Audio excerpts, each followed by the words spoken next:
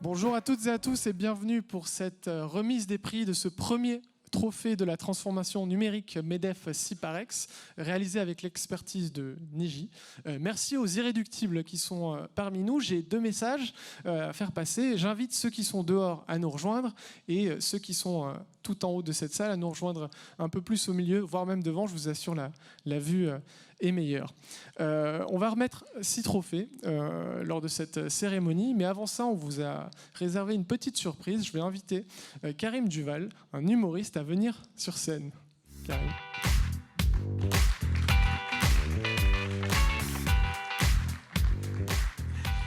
Bonsoir. C'est bien. Enfin, j'ai dit que vous êtes là, mais oui, ceux qui sont là sont là. Merci. Je suis très content d'intervenir pour cette remise de prix. Vous vous dites peut-être pourquoi un humoriste a une remise de prix Ciparex Medef sur la transformation digitale. C'est disruptif comme approche. Déjà parce que justement ça permet de mettre un petit peu de patate dans cette salle absolument comble ce soir. Mais bon, je suis détendu par rapport à ça, c'est cool. Vous savez, nous, on a l'habitude. Moi, j'ai fait des trucs de fou. Moi, j'ai déjà joué devant une personne. Une personne. C'est-à-dire que tu fais une raclette chez toi, il y a plus de monde. C'est ça que ça veut dire. J'arrive, je dis bonsoir, vous allez bien? J'entends, c'est bon, on peut se tutoyer, c'est cool. Donc voilà, je suis très content d'être là. Et j'ai une raison d'être là aussi, c'est parce que dans une autre vie, j'ai baigné un petit peu dans le monde de l'IT, du digital, etc. J'étais ingénieur dans une autre vie. Dans l'IT, donc moi aussi j'ai eu une vie trépidante, hein. J'envoyais des mails, je faisais des réunions, j'écrivais des rapports sur la réunion concernant le mail, comme vous, je croquais dans la vie à pleines dents. Et donc je fais partie de cette génération de trentenaires qui, vous savez, font des études assez poussées, décrochent un super job de cadre, et puis d'un coup plaquent tout pour faire un boulot manuel ou artisanal, un boulot passion. Ça vous parle ? On n'est pas loin du 11e arrondissement de Paris, donc c'est l'épicentre du phénomène. Vous savez, il n'y a pas une semaine qui se passe sans qu'on voit dans la presse des articles du genre Ludivine, ex-directrice marketing dans les cosmétiques, devenue plombière, Jérémy, ex-ingénieur dans le nucléaire qui vend des cookies, Carlos, ex-PDG dans l'automobile, qui vend des sushis. Et là, fallait pas m'inviter, voilà. En tout cas, il y a cette envie, à travers ces reconversions, de reprendre le contrôle sur les choses, hein, à travers l'entrepreneuriat. Et c'est un deuxième point commun qu'on a, c'est que moi aussi, je suis chef d'entreprise. Hein, j'ai monté une boîte qui s'appelle Com and Love, comme communication et rire. Et au début, j'avais du mal avec ça. Je me dis non, tu vends du rire. Et puis après, je me suis rendu compte qu'il y avait des gens qui faisaient faire des Lego et des Caplas à des PDG. Et je me suis détendu tout de suite. Donc je suis très content d'entreprendre. En tant qu'entrepreneur, je découvre les bénéfices de l'entrepreneuriat. Je me sens libre. Entreprendre, c'est la liberté. Entreprendre, c'est la liberté. Si je ne veux pas me payer, eh ben, je ne me paye pas. Moi, je suis à la tête d'une très très petite PME de 1 président et 0 salarié. Donc. Et ce que j'aime bien dans l'entrepreneuriat aussi, c'est que ça permet de redonner du sens à ce qu'on fait. Ça aussi, c'est très, très, très dans l'air du temps, redonner du sens à ce qu'on fait, bien sûr. Se dire pourquoi je me lève le matin, ça c'est un critère, pourquoi je me lève le matin. En tant qu'artiste, je sais maintenant pourquoi je me lève le matin, parce qu'il est 11h. Donc voilà, et donc entrepreneuriat, reconversion, quête de sens au travail, tout ça, ça caractérise un petit peu notre génération qu'on appelle la génération Y. Il y en a qui connaissent, il y en a qui suivent. Génération Y, ça vous parle les autres ou pas? On va faire un petit récap. Génération Y, c'est l'ensemble des personnes nées entre 1980 et 2000. C'est-à-dire qu'avant, de 60 à 79, c'est les X, et au-delà de 2000, c'est les Z, hein, les enfants, les adolescents d'aujourd'hui, hein, ceux qui portent des prénoms innovants et disruptifs, comme Zoélia, Lilouan, Spiruline, Kevin, non? Kevin, c'est Y. Un Z qui s'appelle Kevin, c'est le Robert de sa génération. Hein. Il y a des Y dans la salle ou pas? La génération Y qui est représentée aujourd'hui? Oh, il n'y en a pas des masses, d'accord, ok, très bien. Station F pourtant. Ok. Mais c'est un événement privé, Station F, d'accord. Les générations X, il y en a? D'accord. Et le reste, c'est génération B, à ce que je vois. Très bien.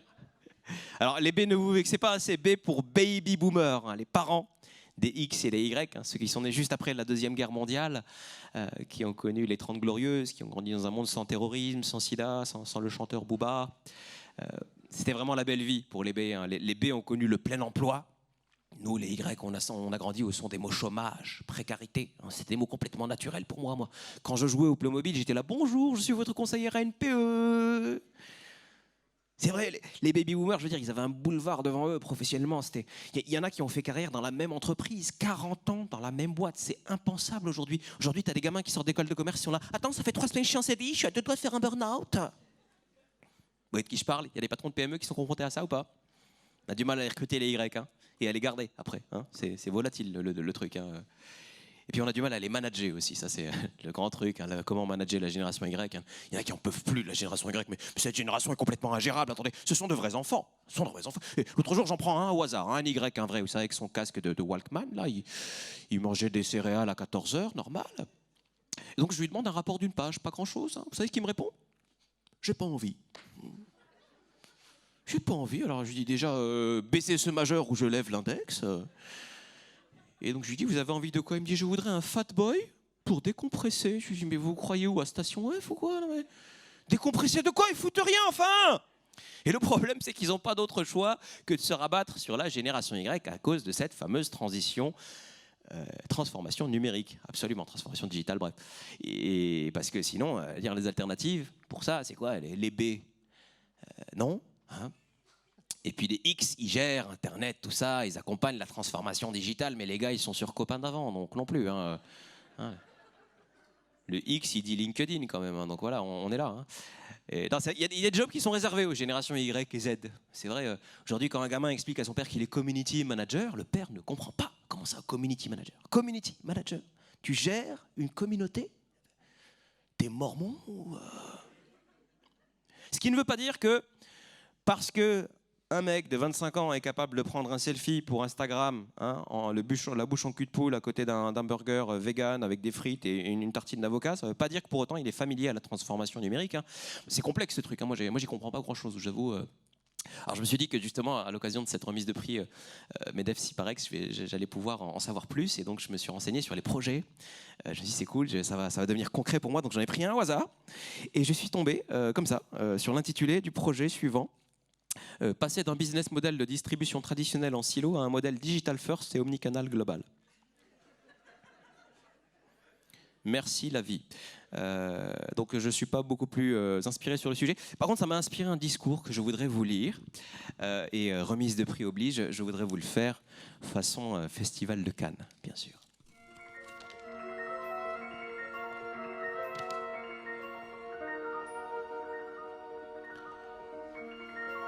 Transformation digitale. Transformation digitale, de combien de sobriquets t'ont-ils affublé? Digitalisation, informatisation, révolution numérique, transition, transformation numérique. Que de vents brassés, que de cheveux coupés en 4, que de mouches ont souffert, de réunions en ministère pour te donner un nom.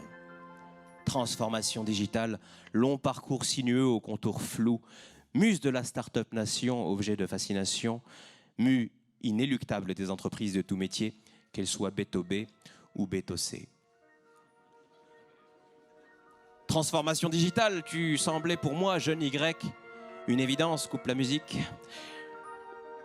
Sauf que le tissu économique va de station F au trou du cul de la France.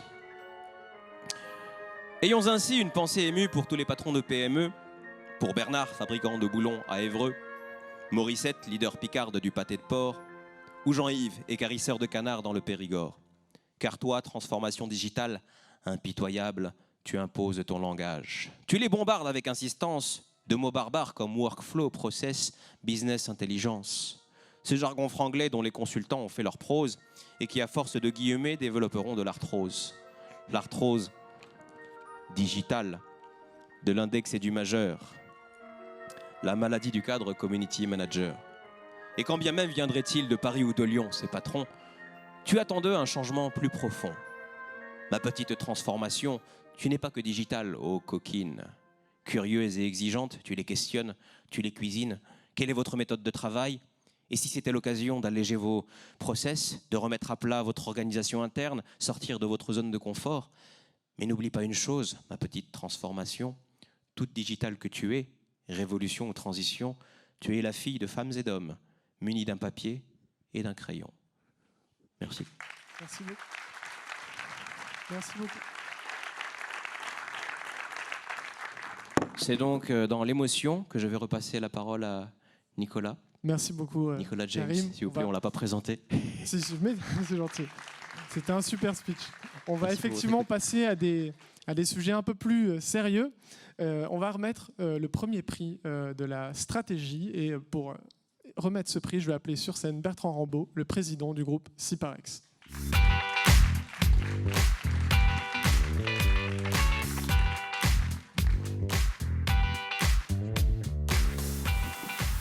Mais avant de remettre le prix au lauréat, je vais juste vous poser une petite question et vous demander, est-ce que vous pouvez nous expliquer la genèse de ce prix et pourquoi est-ce que vous avez décidé de vous lancer sur ce prix?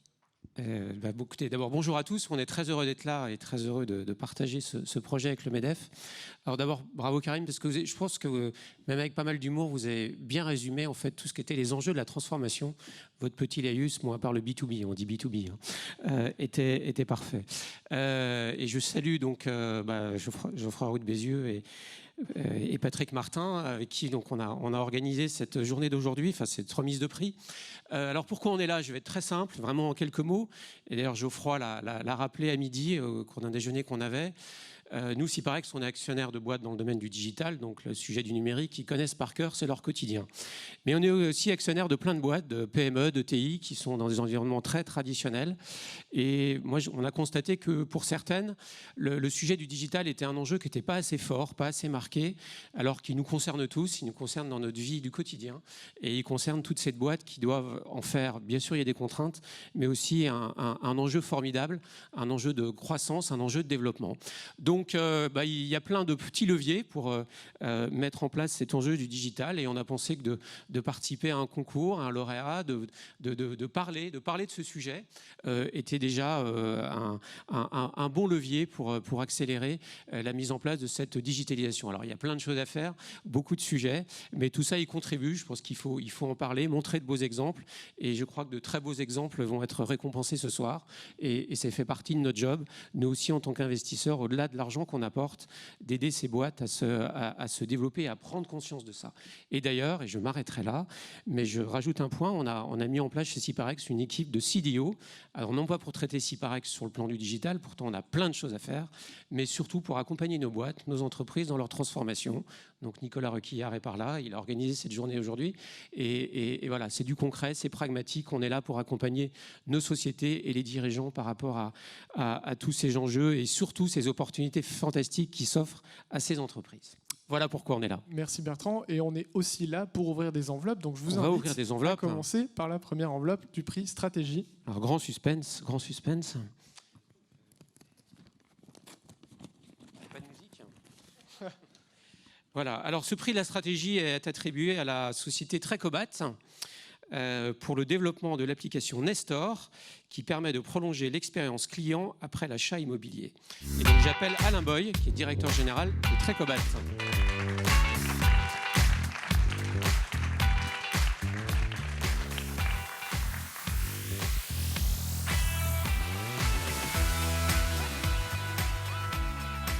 Est-ce que vous pouvez nous expliquer pourquoi Trecobat a gagné ce prix de la stratégie? Voilà, alors pourquoi Trecobat a gagné ce prix? Alors, vous êtes dans un métier très traditionnel, celui de la construction de la maison individuelle. Donc on peut se dire, tiens, qu'est-ce que le digital peut venir faire dans cet environnement classique?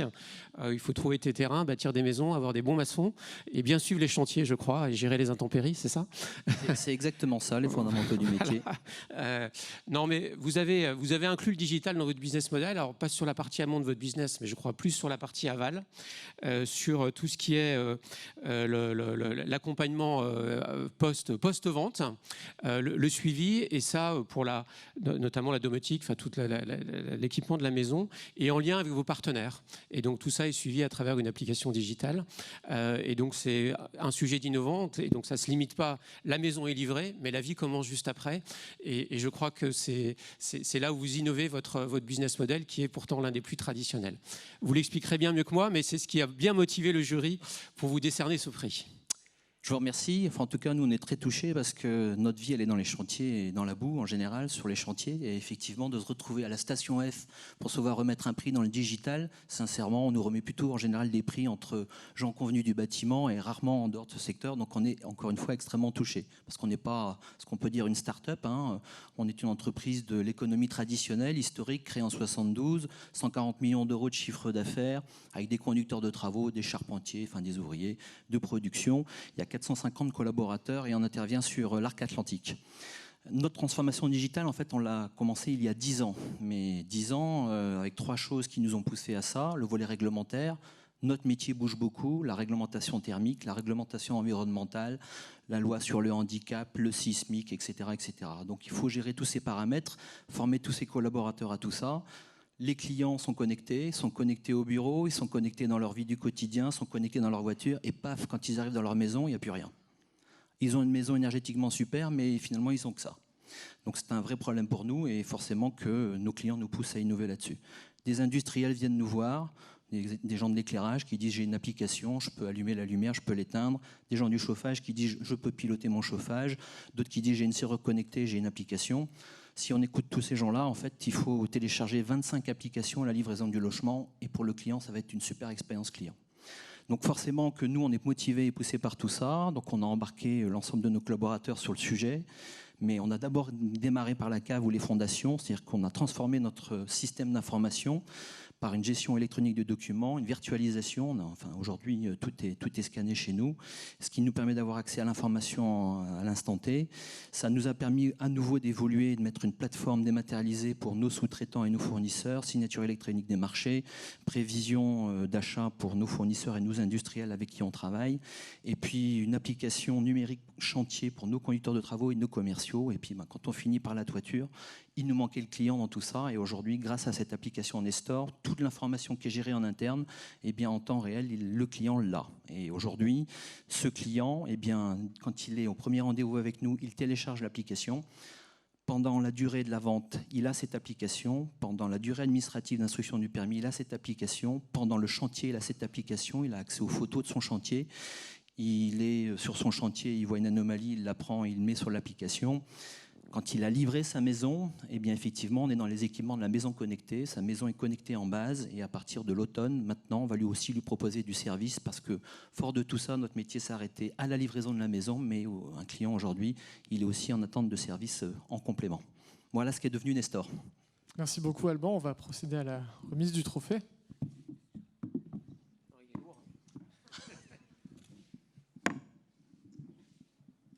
Petite photo.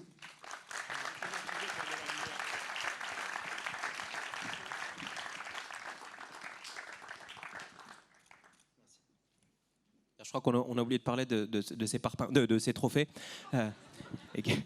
Il faut préciser comme ce sont de véritables œuvres d'art qui ont été fournies par les verreries de Biot. Voilà, c'est important de le souligner. Donc à l'intérieur, si on regarde bien, il y a des bulles qui leur confèrent cette légèreté de 4,5 kg. Voilà, donc merci et bravo. Merci beaucoup.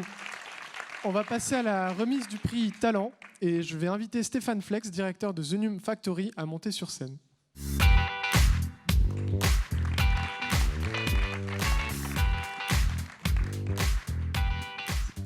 Bonjour, une petite question pour vous.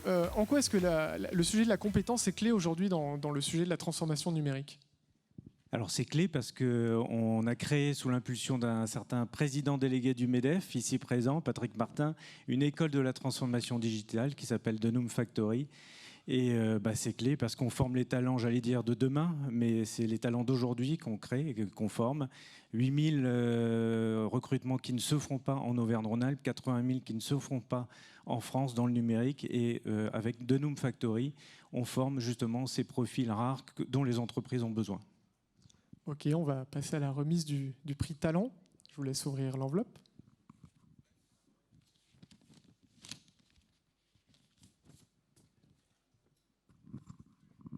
Pas de musique non plus, non ?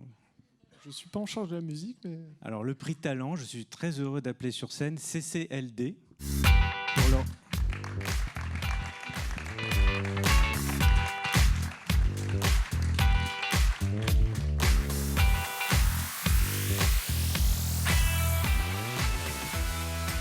Alors, est-ce que vous pouvez nous expliquer ce qui a valu à CCLD de gagner ce prix Talent? Alors je vais lire et ensuite je vais expliquer et bien sûr laisser Cyril expliquer beaucoup mieux que moi. Pour leurs méthodes innovantes de recrutement de commerciaux avec une expérience unifiée entre collaborateurs, employeurs et candidats. En gros, CCLD, qui est une société lyonnaise, c'est d'ailleurs pour ça qu'il a le prix, parce que nous sommes d'origine lyonnaise, a créé le recrutement qu'on dit augmenté. Donc dans un marché avec une guerre des talents, c'est évidemment un cabinet qui est à la pointe pour attirer les meilleurs talents. Je crois que Siparex, c'est aussi une boîte d'origine lyonnaise. C'est possible, mais Patrick Tout Martin est d'origine lyonnaise aussi. Mais Tout c'est est fait- je suis lyonnais, donc tout s'est fait dans la neutralité. Mais c'est ce qu'on appelle le gang des Lyonnais. Absolument. Voilà, on est tous présents ici. Un non. Stéphanois qui se barre. Ah, oui, normal. Bonne chance, paix à son âme. Donc, en fait, pour rebondir sur ce qui a été dit tout à l'heure, effectivement, je me suis présenté tout à l'heure plutôt comme une génération X, mais je suis de 78. Donc 78, 80, ça passe à peu près. Ça passe parce que tu as été exempté de service militaire. Exactement. Et on a une nouvelle relation à la hiérarchie, donc on va dire que... C'est exactement ce qui s'est passé. Voilà, pas de service militaire. Non, en fait, quand on a créé le cabinet en 2001, à la fin de nos études avec mon associé, d'où le nom du cabinet, j'avais la question tout à l'heure, brainstorming de 10 secondes, Cyril Capet, Lionel Desor, c'était très compliqué. Donc on a créé ce cabinet parce qu'on entendait parler à l'université d'ores et déjà de la guerre des talents qui allait arriver. Elle a mis un peu de temps véritablement à arriver. Du coup, nous, on a mis aussi un peu de temps à démarrer. On a atteint notre premier 1 million d'euros en 2010. Et puis là, les choses ont commencé à s'accélérer et on a créé ce concept de recrutement augmenté qui en fait explique que pour les talents commerciaux qui sont très représentatifs de cette génération Y, alors j'aime pas le terme parce qu'en réalité les idées qu'il y a autour de la génération Y sont partagées aujourd'hui par la plupart des collaborateurs. En tout cas, on a souhaité répondre à ces problématiques-là en travaillant sur les 3 grandes dimensions que recouvre le recrutement. Pour nous, le recrutement augmenté, en fait, c'est l'acquisition, l'évaluation et la rétention des talents commerciaux. Et donc, on a mis en place des outils. Alors, plein d'outils digitaux. Je ne vais pas m'amuser à tout expliquer aujourd'hui parce que c'est pas l'intérêt. Mais en tout cas, on travaille véritablement sur des outils qui permettent d'attirer ces talents commerciaux. Donc, autour de l'image employeur, de la marque employeur, des outils qui permettent d'évaluer les commerciaux en utilisant beaucoup d'assessment centers, ce qu'on a appelé des assessment centers digitaux. On utilise des tablettes pour ça, des serious games, etc. Et des outils pour retenir les talents commerciaux, et donc des outils autour de la formation, notamment des managers pour les accompagner et leur permettre de comprendre qu'en tant que manager aujourd'hui, leur travail c'est de faire passer d'abord les employés avant même leurs clients, puisqu'en fait les employés, en tout cas leurs collaborateurs, sont les personnes qui sont les plus proches du client sur le concept que beaucoup d'entre vous connaissent qui s'appelle EFCS, Employees First, Customers Second, les employés d'abord, les clients ensuite. Donc passer du temps avec ses collaborateurs pour qu'eux-mêmes deviennent beaucoup plus performants vis-à-vis des entreprises notamment ou des particuliers avec lesquels ils travaillent. Et on parlait de collaborateurs parce que dans l'entreprise, et en tout cas dans le cabinet, on a une règle, c'est qu'en fait toutes les solutions qui doivent être mises en place doivent d'abord être remontées du terrain. Et donc on a recruté il y a maintenant 2 ans, je ne veux pas dire de bêtises, je les regarde quand je dis ça, 3 geek types dans l'entreprise, on les appelle comme ça, on les appelle nos geek types, pour accélérer notre transformation digitale. Et en fait, leur métier à eux, c'est d'abord d'assimiler le besoin des collaborateurs qui sont acteurs dans la transformation digitale, leur demander ce dont ils ont besoin pour simplifier le travail et les rendre plus productifs dans leur mode de fonctionnement, puisque l'objectif c'est quand même d'être meilleur que nos clients dans cette capacité à aller chercher, évaluer et retenir les talents. Et c'est ce qui permet en fait au cabinet, qui a permis notamment au cabinet l'année dernière d'atteindre pour la première année 1500 recrutements, et cette année on devrait réussir à faire en gros 2000 recrutements pour nos clients avec environ 70 collaborateurs dans le cabinet. Merci beaucoup, on va passer à la remise du trophée.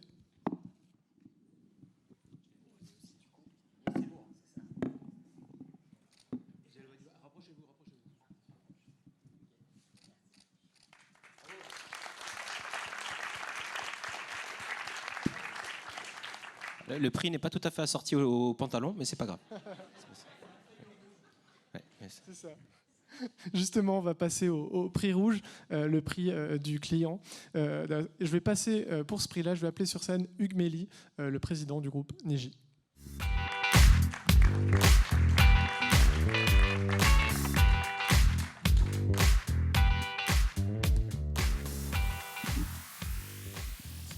Bonjour Hugues. Bonjour. Est-ce que vous pouvez nous expliquer comment vous y êtes pris justement pour sélectionner les lauréats? Comment on s'y est pris? On a regardé un certain nombre de critères qui caractérisent finalement la transformation numérique. Alors comme c'est déjà un petit peu loin, je les ai notés, j'ai pris des notes, vous voyez, numérique. Donc des critères de pragmatisme dans le projet qu'on engage, des critères d'implication des collaborateurs, embarqués, comme l'a dit Alban Boyer tout à l'heure, l'ensemble de l'entreprise, des critères d'efficacité des coopérations que l'on va avoir avec l'ensemble des acteurs de l'écosystème autour de soi, parce qu'une transformation, ça ne se fait pas seul, ça se fait en impliquant des partenaires, des fournisseurs, en travaillant avec des confrères qui ont déjà pris une longueur d'avance, des critères qui visent à aboutir à des résultats concrets, des résultats tangibles, des résultats évolutifs, voire disruptifs, et potentiellement aussi des critères de réplicabilité du projet dans l'aboutissement au résultat. Est-ce que finalement une autre entreprise, une autre PME, une autre TI du même type pourrait faire plus vite, à moindre coût, la même chose? Voilà. Alors on va voir tout de suite qui a réussi le mieux dans ces critères dans la catégorie client. Absolument. L'enveloppe devant vous.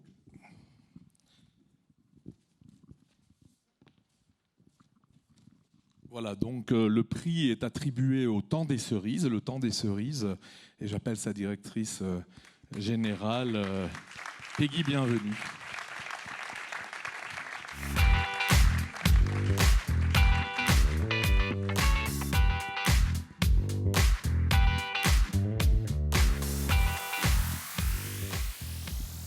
Qu'est-ce qui a valu au Temps des Cerises d'être récompensé? Alors le Temps des Cerises, outre le fait que c'est une très très belle marque, c'est à l'origine une commercialisation de ces produits totalement indirects, wholesale, en masse, à travers des réseaux de boutiques multimarques, puis la création d'un réseau de boutiques en propre, de boutiques physiques, je crois qu'il y en a 80 aujourd'hui, et la décision à un moment ou un autre de mettre véritablement le client totalement au cœur de la démarche, en cherchant à maximiser absolument les ventes, ne pas en rater une seule, et de se dire finalement le digital, ça va nous aider à faire ça, et on ne va pas y aller à la marge, on va avoir une stratégie vraiment full digital, donc on va dérouler finalement tout le potentiel du digital tel qu'on le comprend, en étant très mobile first, en mettant vraiment le mobile au cœur finalement de cette stratégie, le mobile au passage qu'on a tous dans sa poche, et d'ailleurs régulièrement dans sa poche de jeans. Donc vraiment cette approche, je dirais, complète, c'est mettre en place tous les éléments du puzzle finalement d'un dispositif numérique. D'abord une communication externe numérique en utilisant les réseaux sociaux de façon extensive, un CRM multicanal pour avoir une approche très personnalisée, très ciblée des clients, un PIM, Product Information Management, donc un référentiel unique des articles qui facilite énormément l'efficacité, notamment dans une logique d'e-commerce, et donc effectivement un site marchand B2C sur lequel on peut acheter et sur lequel on peut aussi passer commande, réserver pour aller chercher en boutique, parce que ça sert à rien d'avoir 80 boutiques et de pas chercher à y créer du trafic. Donc une approche web to store, beaucoup d'anglicisme dans notre univers, mais aussi de se dire que on ne brûle pas ses vaisseaux, on vient du B2B, on vient du wholesale, on travaille aussi avec des réseaux de multimarques, et donc il faut continuer à développer ça, et donc aussi un site B2B qui permet à ces boutiques multimarques de passer commande, et des tablettes pour les vendeurs qui sillonnent ces boutiques et qui vont présenter les collections. Donc une approche vraiment extensive du digital. Une transformation pilotée par un chef de projet rattaché à la directrice générale, rattaché à la direction générale, avec, et c'est peu commun dans les entreprises, une coopération très forte avec la DSI, parce qu'on ne rase pas gratis dans le digital. Alban l'a rappelé tout à l'heure, on part d'abord du système d'information et on veille à le faire évoluer vers cette fameuse toiture qui est tournée vers le client.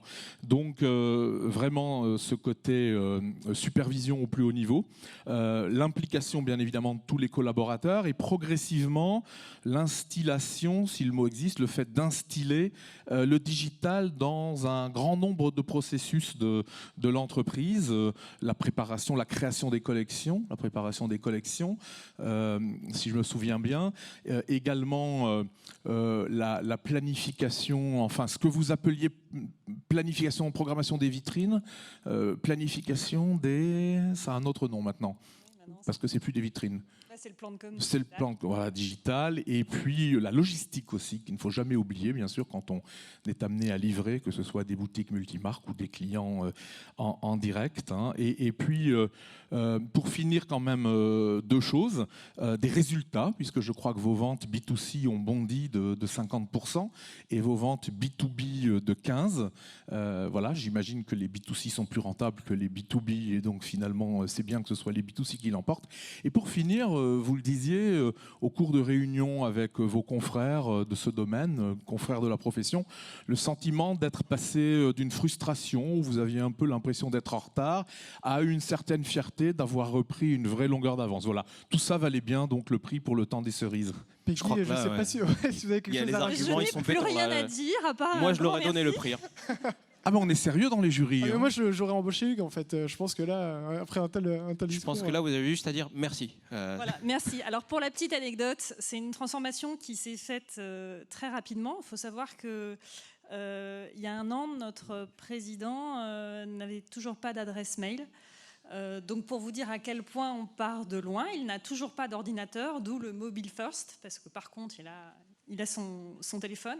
Et si cette transition, cette transformation digitale a pu être faite de manière aussi rapidement, c'est parce qu'on a mis en place une organisation qui est probablement duplicable chez d'autres.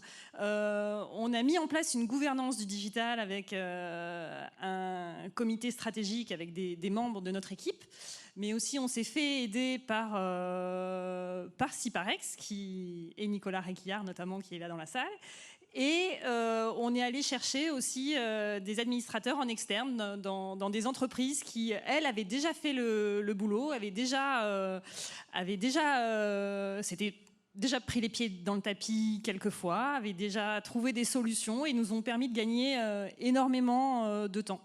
Donc, merci à tous pour cette aide et puis merci de l'avoir reconnu et de nous avoir remis ce prix. On peut lui remettre le prix, je pense.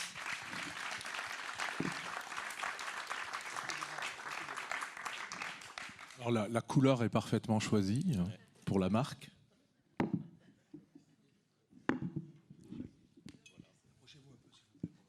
On dit cerise.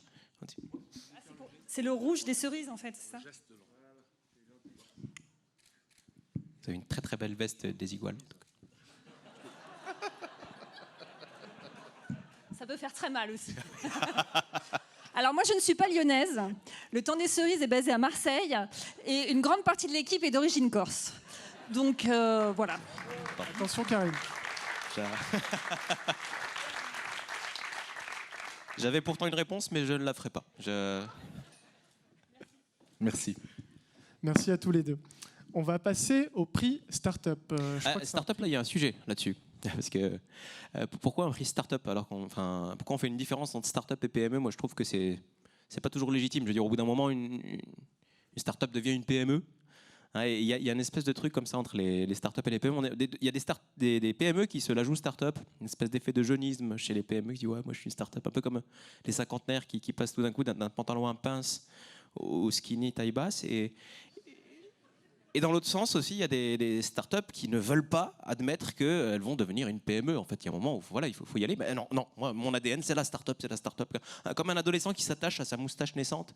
Et je trouve ça vraiment bizarre. Tu as envie de lui dire, mais rase-la la moustache. Je veux dire, c'est bien de devenir adulte à un moment donné, de ne pas dépendre de l'argent de poche de tonton Angèle et tonton Bonaventure. Personne ne l'a compris, c'est pas grave. Mais en tout cas, il y a un sujet là-dessus et je pense que symboliquement, cette moustache naissante chez la start-up, ça s'appelle un baby-foot parce que c'est un peu le symbole de la start-up. J'ai l'impression que, en tout cas, si tu veux ressembler à une start-up, tu prends un baby-foot et c'est quelque chose que je ne comprends pas parce que la start-up, par essence, c'est une structure agile, donc ça incarne la capacité à communiquer, travailler en équipe, pas travailler en silo. Voilà, une manière frugale, comme on dit.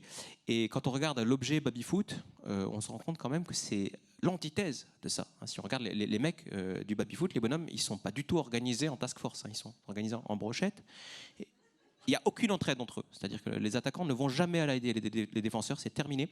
Aucun sens de l'initiative, parce que quand la balle reste coincée entre deux rangées de baby-foot, sans l'intervention d'un être humain, les mecs ils sont capables de faire comme ça toute leur vie.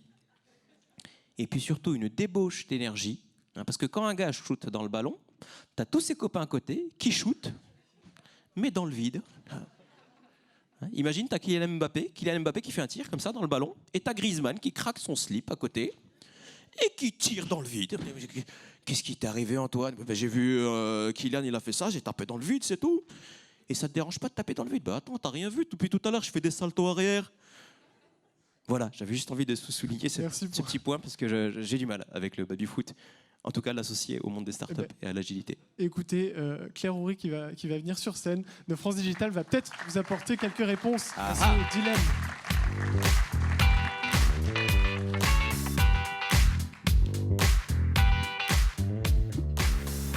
Alors Karim a pris un malin plaisir à évoquer le dualisme start-up-PME. Vous pouvez peut-être nous expliquer en quoi ça a du bon quand on est une PME de travailler avec une start-up et vice-versa?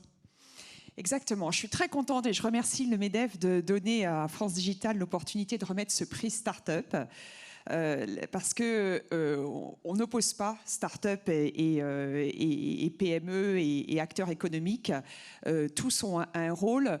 France Digital, on a 1500 membres, des start-up, des fonds d'investissement. Dans notre mission, c'est vraiment de transformer ces start-up en scale-up. Et les PME ETI ont un rôle important à jouer pour être client, pour être partenaire, pour faire grandir et échanger, collaborer avec les startups. Ça a été le thème de toute cette journée. L'enjeu pour nous, c'est justement d'avoir des sociétés qui deviennent matures.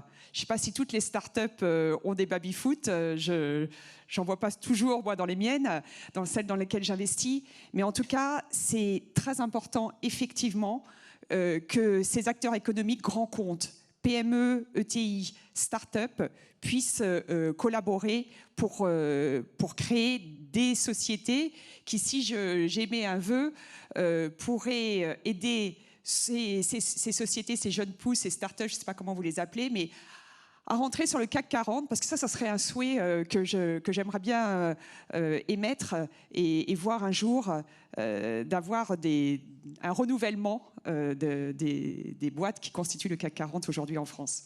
Ben, on va voir, merci beaucoup. On va passer au prix de la catégorie start-up. Il était tout seul à applaudir quand même. Au défi.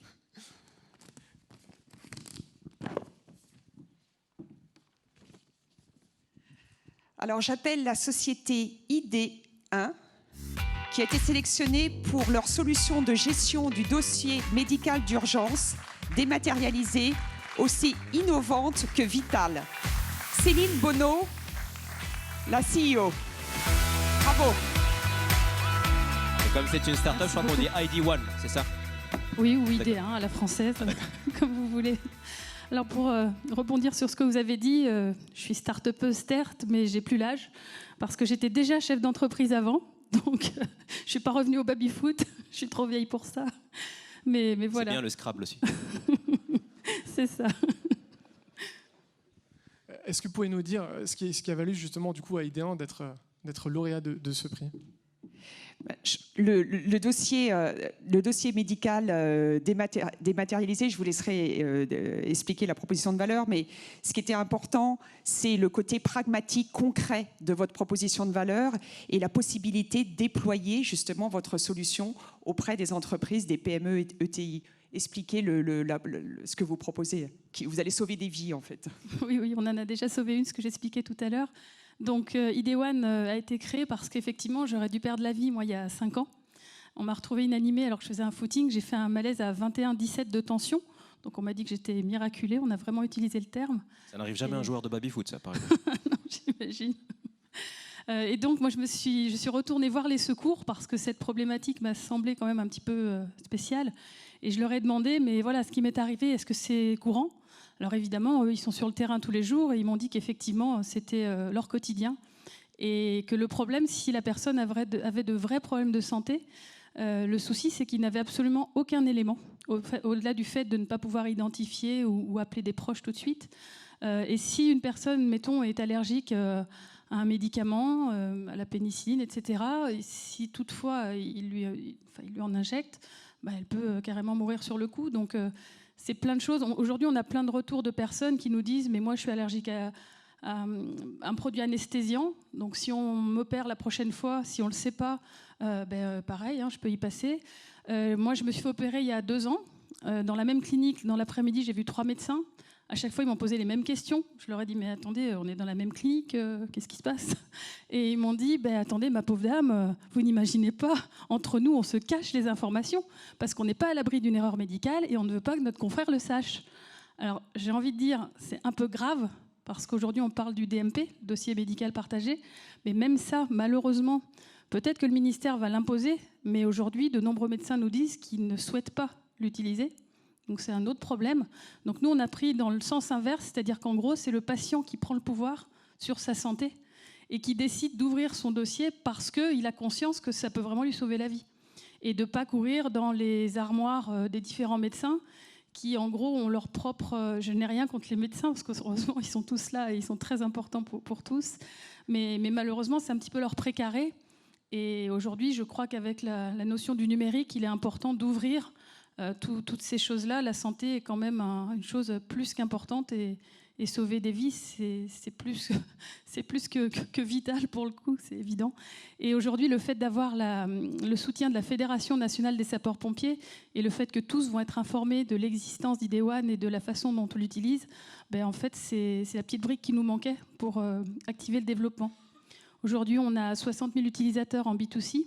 Mais ce qu'on cherche à développer, c'est vraiment le B2B. Vous parliez de la sécurité au travail. On a déjà des entreprises qui nous appellent en nous disant un de mes salariés a des problèmes de santé. Il m'a demandé si on pouvait utiliser une solution comme la vôtre. Donc oui, c'est évident, on peut. Il n'y a pas de problème. Sécurité, accident du travail. Je pense que vous allez avoir des clients ce soir qui vont se sentir demandeurs en fait, d'une telle solution. Oui. Bravo. Écoutez, Bravo. merci. Merci beaucoup.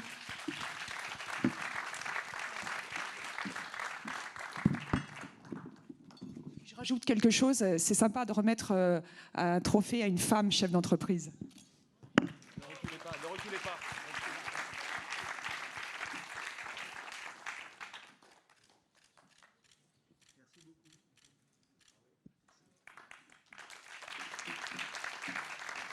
Je dis bravo, ça fait plaisir de voir des startups qui font des choses qui ont du sens, pour revenir sur cette notion. C'est pas le cas de toutes les startups, hélas. On sait qu'il y a toute une sphère un peu moins, on va dire un peu moins engagée dans la startup. Moi, j'en croise pas mal des startuppers. L'autre jour, j'en ai croisé un qui parlait de sa startup. Il s'appelait Jean-Eudes. Il m'a dit ouais, tu vois, nous on a monté une startup qui s'appelle Carenvan. Carenvan, c'est une plateforme digitale qui met en relation des gens qui ont une voiture avec des gens qui ont une caravane. Voilà, ça c'est le pitch, maintenant je te fais le storytelling. Donc avec mon associé Gonzague, quand on est sorti de notre école de commerce, la Red Castle Business School, anciennement Subdeco Châteauroux, on avait envie de changer le monde et du coup on s'est mis à écouter des chanteurs engagés comme Raphaël.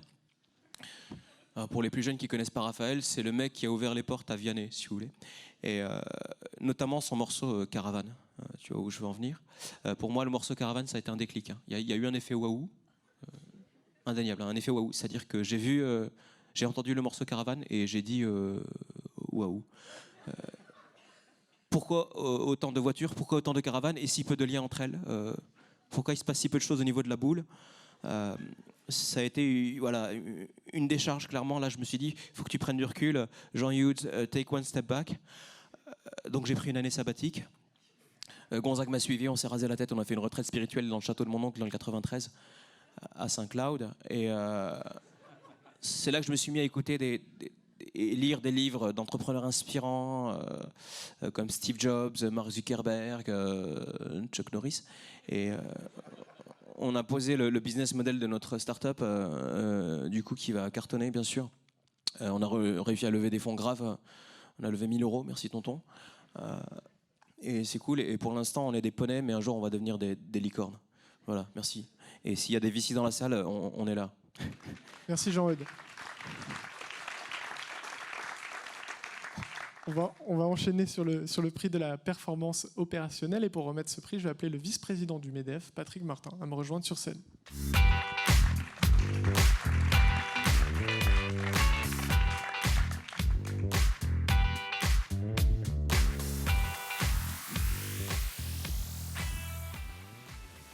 Alors, est-ce que vous pouvez nous expliquer pourquoi le MEDEF a décidé d'organiser ce prix ? Alors déjà, le MEDEF est impliqué de longue date dans l'UNUM. Il est le fondateur de l'UNUM. C'est Geoffroy qui en avait pris l'initiative. Geoffroy, il y a 5 ans. Hein. Et au-delà de la manifestation elle-même, on est directement concernés. Nos 173 000 adhérents sont évidemment concernés par la transformation numérique, quel qu'en soit le secteur d'activité, quelle qu'en soit la taille. Donc c'est de notre responsabilité de les sensibiliser, de les accompagner, de les éclairer, de les connecter avec d'autres de nos adhérents ou en tout cas d'autres intervenants de l'écosystème pour les faire accélérer sur cet enjeu absolument essentiel. Merci. On va découvrir maintenant le récipiendaire du prix de la performance opérationnelle.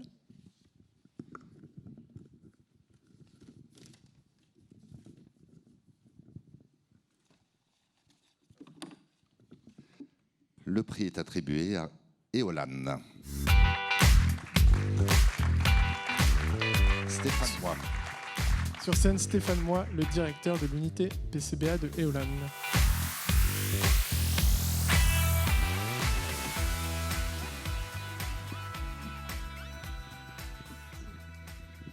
Alors pourquoi Éolane a-t-il été récompensé par ce prix ? Je crois que c'est important, ça a été évoqué par beaucoup d'intervenants avant moi. Ce qui est important, c'est de mettre en œuvre les solutions. On a encore ce problème de créateurs, d'intelligence, qui ensuite ne trouvent pas leur marché. Et en l'occurrence, la solution que vous avez développée est mise en œuvre, donne des résultats tout à fait spectaculaires en industrie. Et ça renvoie bien à cette idée absolument essentielle qu'il ne faut pas que d'un côté les spécialistes du digital, que d'un autre côté les industriels ou les entreprises traditionnelles, celles qu'évoquait Bertrand Rambaud tout à l'heure, s'ignorent. Et là, donc, vous avez manifestement développé une solution technique extrêmement performante qui permet aux usines d'accroître leur production, en définitive, avec des gains, si j'ai bien compris, de production de l'ordre de 2 à 3 heures par jour quand le système est mis en œuvre. Et puis, vous avez trouvé des clients qui se sont intéressés à ça parce qu'eux-mêmes avaient compris qu'à travers la digitalisation, dans des secteurs traditionnels, ils pouvaient augmenter leur performance. Donc, c'est absolument ce qu'il faut faire, si je peux me permettre. Merci beaucoup. Éolane est très fière de recevoir ce prix. Merci au MEDEF, merci à SICAPEX et à Niji d'avoir créé ce prix de la performance opérationnelle. Mais merci surtout, et pour faire le lien avec le prix précédent, et vous l'avez évoqué, pour mettre en œuvre le digital, il faut effectivement des sociétés, une ETI comme Éolane qui la mettent en œuvre, mais il faut aussi que nous soyons ouverts aux solutions innovantes. Et le monde des startups est très riche de sociétés innovantes, et c'est pour ça que je voudrais remercier TipTrack, Monsieur Artig, Monsieur Gagliardi, qui sont dans la salle, qui sont venus nous voir, et nos ingénieurs méthodes ont eu l'esprit suffisamment ouvert pour se dire que même une société jeune, innovante, était capable de nous apporter quelque chose. Donc merci à vous. Avant d'expliquer le projet et comment on l'a mis en œuvre, un tout petit mot sur Éolane. On est leader français et un acteur majeur en Europe de la conception et la fabrication de produits d'électronique professionnelle dans des marchés qui sont extrêmement variés. On intervient dans des produits médicaux, aéronautiques, défense, automobiles, industriels, télécoms. Dans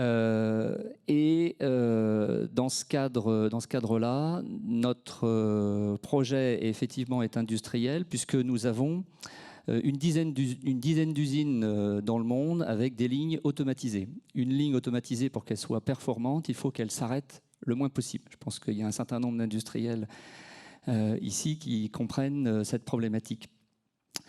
Donc notre objectif, c'est d'arrêter, de minimiser au maximum les arrêts machines. Pour ça, on engageait déjà un certain nombre de démarches et on voulait redynamiser cette approche avec plusieurs critères. Le premier critère, c'est que dans nos 10 usines, et parce qu'on fabrique des produits extrêmement différents, on a des équipements différents. Donc il faut être capable d'équiper nos lignes automatisées d'un produit qui soit compatible avec l'ensemble de nos lignes. Deuxièmement, il faut qu'elles soient rapides à mettre en œuvre par les opérateurs. Troisièmement, tout le monde doit avoir un intérêt dans cette mise en œuvre. Donc on cherchait un outil qui soit capable de répondre à l'opérateur sur sa ligne pour que visuellement il puisse voir la performance de sa ligne et même agir avec l'outil qu'on allait mettre en œuvre. Deuxièmement, qui puisse servir aussi au patron d'usine pour voir l'ensemble des performances de ces lignes. Et troisièmement, au directeur opérationnel qui, lui, gère un certain nombre d'usines dans le monde et veut être capable en direct de voir la performance de ces usines. Et puis, quatrième critère, on veut, au-delà du digital, il y a des hommes dans les usines et des femmes. Et on veut que les opérateurs, j'ai cru entendre un mot et je vais utiliser quasiment le même, soient acteurs. On veut des opérateurs.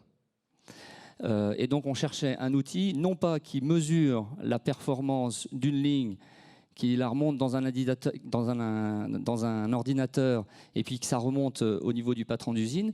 On veut que ce soit l'opérateur qui soit complètement acteur de la mesure de la performance de sa ligne.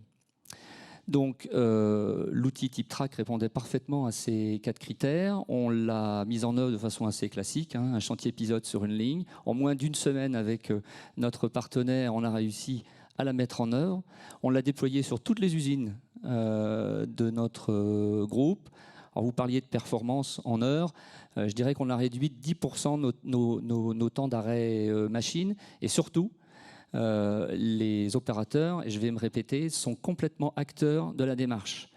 L'un des risques lorsque l'on met un outil de mesure de la performance sur une ligne, c'est que les opérateurs peuvent avoir un sentiment qu'on les contrôle.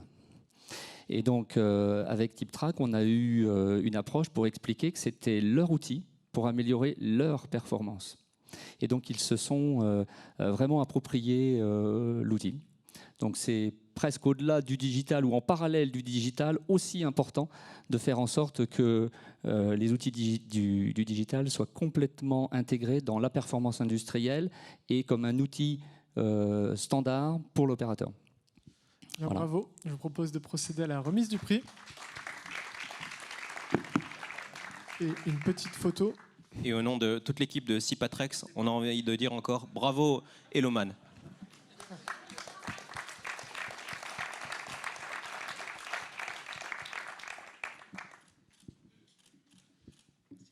On va passer au tout dernier prix, le prix spécial du jury. Et pour le remettre, je vais appeler Geoffroy Roux de Bézieux sur scène.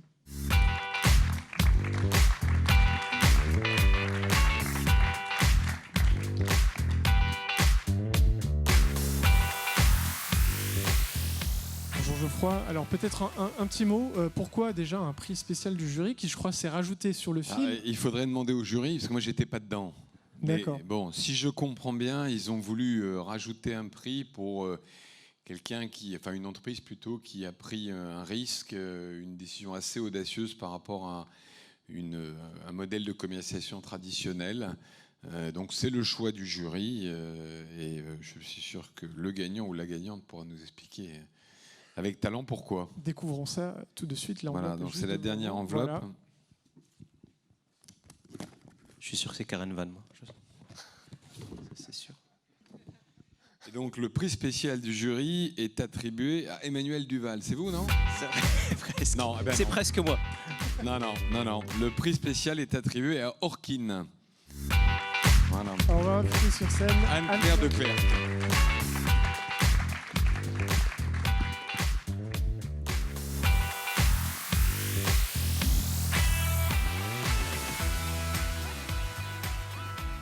Bonsoir. Donc Orkin, c'est une filiale de Air Liquide qui fait du maintien à domicile, si je comprends bien, pour des troubles de type diabète, apnée du sommeil, enfin des choses pas très très agréables. C'est ça.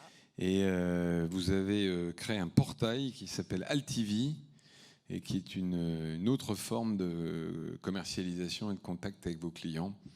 Et donc, si j'ai bien compris, c'est ça que le jury a voulu récompenser, mais vous allez nous en dire certainement beaucoup plus. Vous avez très bien compris, mais je vais vous en dire plus. Ah, j'ai lu ma fiche. Alors, moi, je suis très contente que dans cette salle, il y ait beaucoup de génération B et de génération X, puisque vous allez être nos clients, nos futurs clients, ou les aidants de nos clients. Puisqu'on s'adresse avec le portail Altivi aux personnes seniors qui souhaitent rester à leur domicile et qui sont confrontées à une perte d'autonomie. Chez Orkin, on s'occupe de personnes qui ont des maladies chroniques ou des pertes d'autonomie et qui vont rester à domicile parce qu'elles sont traitées à domicile avec souvent un accompagnement médico-technique. Donc nos équipes vont chez les patients, apportent du matériel pour traiter en effet le diabète, l'insuffisance respiratoire, l'apnée du sommeil ou tout simplement la perte de mobilité liée à l'âge. Donc ça, c'est notre business traditionnel. On travaille avec des professionnels de santé, des médecins, etc. Et des pharmaciens. Et pour le maintien à domicile, notre modèle, depuis 30 ans, était de vendre des produits et des prestations aux pharmaciens d'officine qui eux-mêmes revendaient ces produits et ces prestations aux patients, à leurs aidants. Alors, on s'est aperçu, on a fait pas mal d'études il y a environ 3 ans, et on s'est aperçu que le pharmacien d'officine, déjà, il n'adressait que 50% du marché. Il y avait une ordonnance sur 2 qui échappait aux pharmaciens et qui allait dans des magasins ou qui commençait à aller sur le web. Donc ça nous a interpellés puisqu'on perdait 50% de l'accès au marché. Puis d'autre part, on s'est rendu compte que les pharmaciens d'officine, ils avaient du mal à faire connaître l'activité du maintien à domicile. Or, c'est une activité qui est en forte croissance. Baby boom, on en a pas mal parlé, mais aussi le souhait de chacun d'entre nous de rester à domicile le plus longtemps possible. Et donc, dans un marché en croissance, on n'arrivait plus à être en croissance. Et c'est là que le digital est apparu pour nous comme une manière de répondre à notre problématique en nous permettant à la fois d'adresser ces 50% du marché qu'on n'arrivait pas à adresser, mais aussi à s'adresser directement aux patients. Alors quand on parle du senior, on a parfois du mal à se dire mais le senior, est-ce qu'il va aller sur Internet, est-ce qu'il va aller sur son smartphone? Alors moi j'ai des grands-parents encore en vie et des parents encore en vie qui ont des smartphones et des tablettes chez eux. C'est pas forcément eux qui vont aller sur le site et commander, mais c'est chacun des aidants, c'est chacun d'entre nous qui aujourd'hui sommes amenés à accompagner nos aînés dans ce parcours de vie. Et donc, c'est un excellent moyen de toucher, en effet, le senior et ses aidants. Ce que ça nous a permis de faire également, c'est de préserver néanmoins notre business traditionnel, puisque dans le portail Altivi, nous avons réservé une place aux pharmaciens avec lesquels on travaille depuis 30 ans, qui représentent 90% de notre chiffre d'affaires sur l'aspect MAD, et donc pour lesquels on voulait garder une implication. Et par ailleurs, le pharmacien, il est apprécié par le patient, il a sa confiance. Et donc on voulait aussi pouvoir l'associer au projet. Et donc, ça a été tout l'enjeu de ce projet-là, c'est d'aller directement chercher le patient, mais de lui proposer soit d'être livré en direct et de bénéficier des services en direct d'Orkin, soit de passer par son pharmacien pour le faire et de garder une rémunération associée pour le pharmacien. Et donc, on a lancé ce site il y a maintenant 1 mois et on a reçu un excellent accueil de nos clients historiques. Et ça, c'est notre première fierté, c'est d'avoir réussi à conserver leur confiance. On a aussi, c'était un projet stratégique, c'était un projet de relations clients, puis c'était aussi un projet de transformation en interne. Vous l'avez mentionné, on est une filiale du groupe Air Liquide, groupe industriel, on n'est pas réputé être les plus agiles du marché, grosse entreprise. Mais Orkin est une plus petite entreprise, c'est 1500 personnes, 52 sites en France. Et on a décidé de mener le projet avec un maximum d'autonomie. en s'entourant de gens qui avaient de l'expérience, qui pouvaient nous aider, mais dans un mode de construction un petit peu agile et autonome. Et donc je tiens à remercier Niji qui nous a accompagnés sur les 18 derniers mois pour la construction de ce projet, parce qu'on était vraiment des béotiens sur le sujet, on n'y connaissait rien du tout, et dans notre groupe il n'y avait pas beaucoup d'expérience non plus pour pouvoir nous aider, et on a réussi à surmonter cette méconnaissance, cette ignorance, et à lancer le portail Altivi. Voilà. Donc tous ces éléments de transformation font que sans doute on a été sélectionné pour différents sujets. Et donc je voudrais vraiment remercier très sincèrement toutes les équipes d'Orkin. Christophe est là, il a porté ça sur ses épaules pendant les 2 dernières années, mais aussi tous les autres collaborateurs qui se sont énormément investis, qui ont cru au projet, qui sont aujourd'hui sur le terrain à déployer la plateforme et qui vont en faire un grand succès. Voilà, je vous invite à aller sur le site. Une petite photo.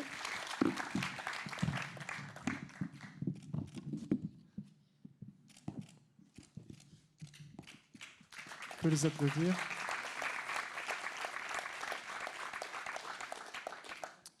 Je vais vous demander de rester sur scène parce que je vais appeler tous les lauréats et remettants pour faire une petite photo collective.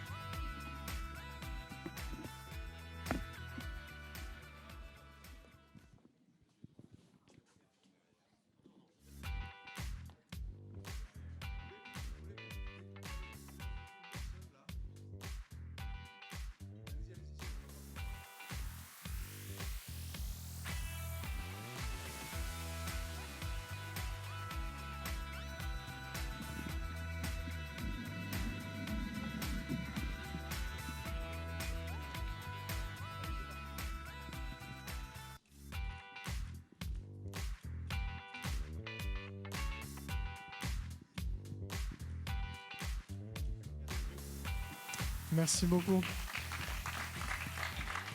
C'est déjà le terme de cette remise des prix.